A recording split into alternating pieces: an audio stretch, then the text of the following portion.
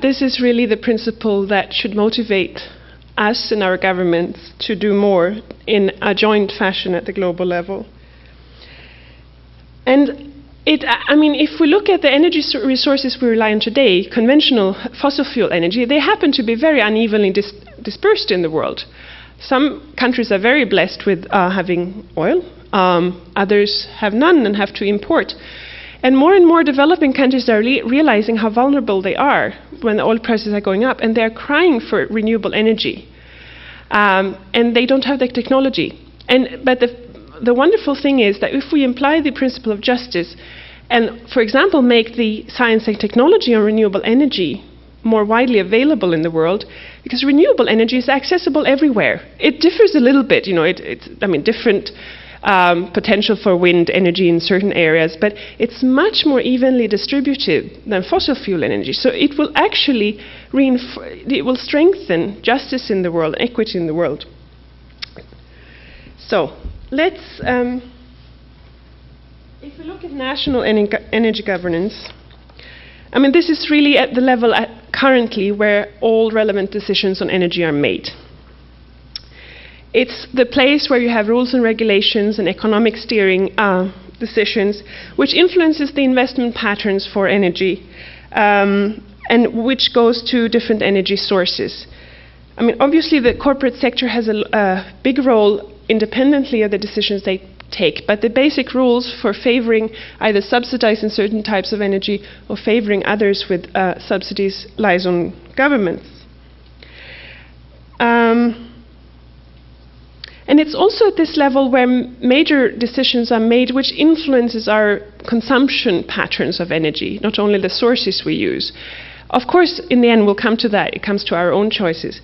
But when it comes to facilitating our choices of reducing less, providing public transport, and providing support for energy efficient technologies, this is the level that those kind of decisions are made.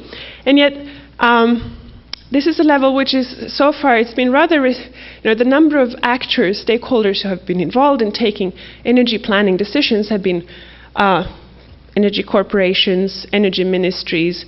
Very few NGOs are able to enter this. It's a very technical discussion. And also, it's a very male-dominated sector, both on the government and the corporate side. So women have a long way to go to have an equal influence on energy decisions. So we need different things in national energy governance, very bold decisions to take new directions. And yet, obviously, they're not happening in too many places, and definitely nowhere in enough degrees. So what kind of principle would be relevant to move over this inertia? And I'm reflecting on trustworthiness. It comes down to the energy sector is actually one of the most corrupted in the world, according to a World Bank official. It's also linked to, the conventional forms of energy have been very, very large, in point investments, which is conducive to corruption. It's very easy to get into that kind of pattern. It also turns out that countries who are blessed with abundance of fossil fuels are also the most prone to corruption in many cases, because easy access to money doesn't favor the kind of community-oriented governance that we need. And finally,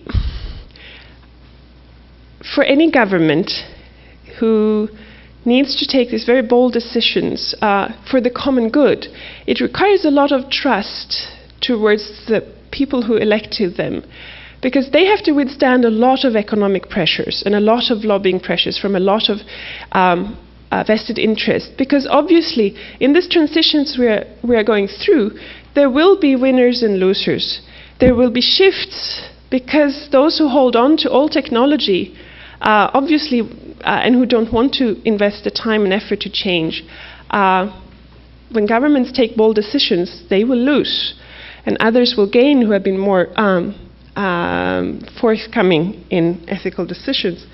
So these are a lot of issues to deal with, and it requires an enormous amount of trust towards people.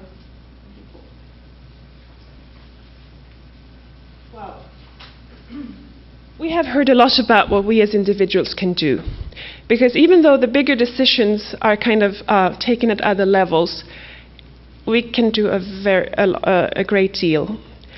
And here, the spiritual principle of contentment becomes a key one to make us reflect. And when we start saving energy, it sounds like the most reasonable thing to do and very easy. It even saves ourselves money. I mean, who could say anything against that? We reduce our energy bills.